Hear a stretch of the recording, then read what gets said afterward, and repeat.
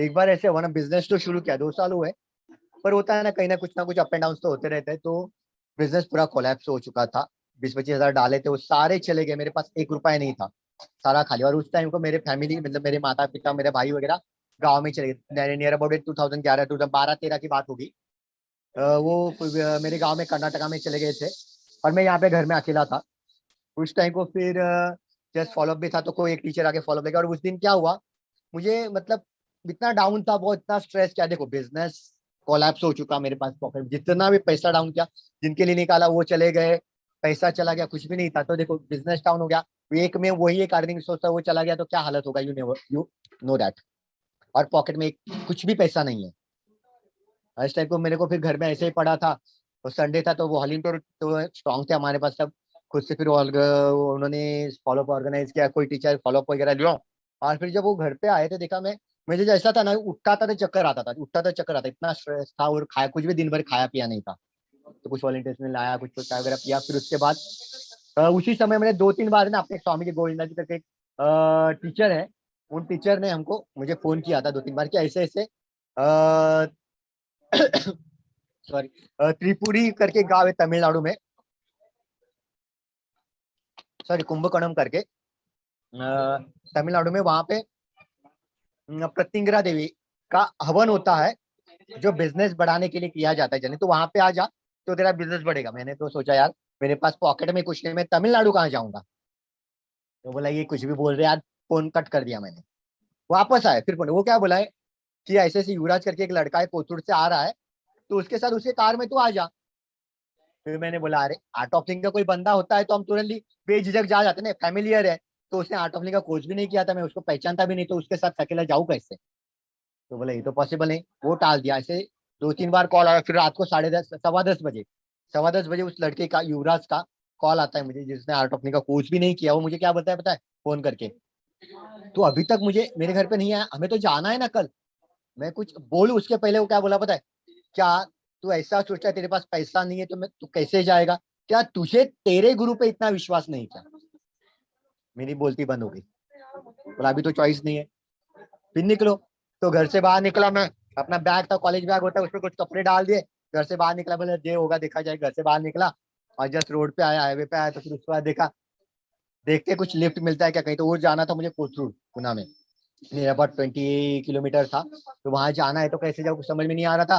तो जस्ट पीछे लिफ्ट के लिए देखा, लिफ्ट मांगा, लिफ्ट मांगे तो देखा तो क्या, वो बंदा जो सुसाइड करने जाने वाला था, जिसको रोक के हमने कोर्स कराया तब, वो कोर्स का, कॉलेज का उसका लास्ट ईयर था, वो वहां पे मिला। और उसने पता एक दिन पहले कोथरूड में फ्लैट लिया था रेंट पे।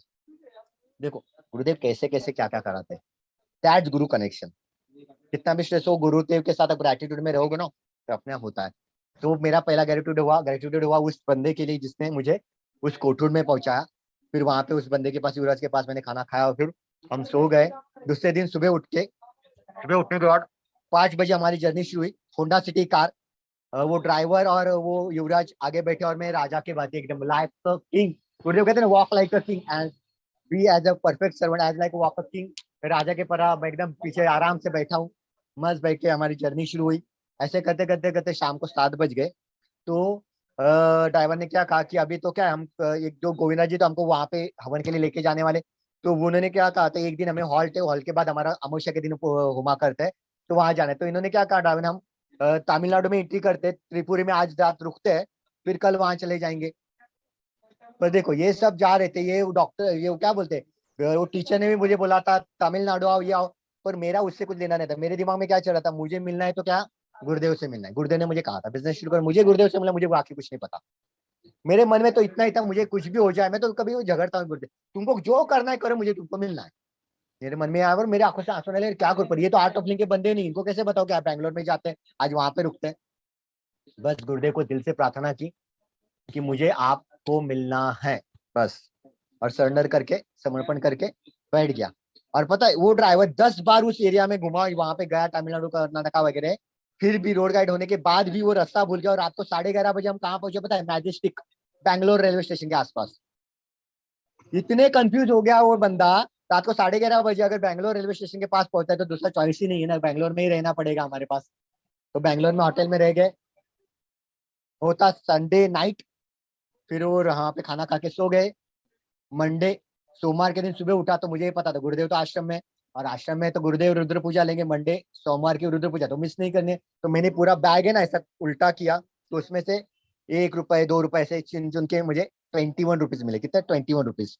और मुझे तब पता था ब्रेक जर्नी करके मैं जैसे मतलब बैंगलोर से बन सकरी से अपना आश्रम 21 रुपीज में हम पहुंच जाते आश्रम में। तो बोला जाते तो आने का देख लेते बाद में। फिर ऐसे जस्ट गया, उनको बोला कि ऐसे से मेरे गुरु स्थान यहाँ पे मैं जाके आता हूँ दोपहर को आता हूँ। तो बोले हाँ जाके आ जा। तो बैग वगैरह लेके चला गया और ब्रेक जर्नी करके आश्रम में पहुंचा। आश्रम में चाहते ही सारा स्ट्रेस टेंशन कहाँ गायब हो गया पता नहीं। इसलिए कहते हैं ना, मैं हमेशा बताता हूँ व्हाट इज आश्रम, जहाँ सारे श्रम कष्ट नष्ट होते हैं वो है आश्रम। तो वहां पे पहुंचे, सारे स्ट्रेस गायब। फिर भागते हुए गया यज्ञशाला में। यज्ञशाला में बैठा, गुरुदेव रुद्र पूजा ले रहे हैं। रुद्र पूजा को जस्ट मैं देख रहा हूँ, आंखें बंद कर रहा हूँ। तो गुरुदेव जैसे आंखें खोलता है तो गुरुदेव ऐसे कंटिन्यू मेरे तरफ देख रहे हैं। कम थे लोग तो उस टाइम को, तो जस्ट गुरुदेव कंटिन्यू में, फिर गुरुदेव देखते तो मैं आंखें बंद कर रहा था ऐसे। मतलब आई गेजिंग हमारा चालू था। आई गेजिंग करते करते करते फिर रुद्र पूजा खत्म हुआ। वो खत्म होने के बाद गुरुदेव बाहर निकलते यज्ञशाला से, तो लोग गए क्या उनको गुरुदेव की यज्ञशाला, जितने लोग अभी आश्रम में गए पता नहीं, जितने भी लोग गए तो वहां पे यज्ञशाला के बाद होने के गिफ्ट देते हैं। तो सब लोग गिफ्ट लेने के लिए रुके थे और मेरे पास तो कुछ भी नहीं था। तो मैंने ऐसे कुछ क्या होता है कि अगरबत्ती कुछ उद्बत्ती था तो उसका पैकेट था मेरे पास, चलो ये एक छोटा सा वो दे देते करके मैंने हाथ में रखा। तो मेरे पास कुछ था नहीं तब। तो वो पता है गुरुदेव ने उस दिन किसी के पास से गिफ्ट नहीं गया, भागते हुए मेरे पास आए, मेरे हाथ से वो अगरबत्ती का पैकेट लिया, ऐसे किया और बोला बिजनेस में अप एंड डाउन होते तो छोड़ना नहीं होता, कीप इट अप। प्लस किया, गुरुदेव गए। हाँ बोला फिर प्रसाद खा के जाना। तो फिर मैं गया, प्रसाद वगैरह लिया। प्रसाद लेके फिर आश्रम से बाहर निकला। आश्रम से बाहर निकलने के बाद रिटर्न आने के लिए पैसे किसके पास है? No single money. रिटर्न कैसे आऊंगा? मतलब चलते चलते निकलते देखते क्या होता है। शाम हो गई थी फिर भी निकला। निकलते गए बाहर, पीछे से कोई हॉर्न पे हॉर्न बजा रहा है, हॉर्न पे हॉर्न बजा रहा है। इतना ये सारा चीज बोला कौन हॉर्न पे बजा रहा है, तो पीछे देखा तो अपने आर्ट ऑफ लिंग स्कूल की बस थी, बड़ी बस, वो पीछे से आ रही। तो उसने, वो ड्राइवर ने मुझे पूछा आपको कहाँ मैजेस्टिक जाना है क्या, बैंगलोर रेलवे स्टेशन जाना है? बोला हाँ मुझे वहीं पे जाना है।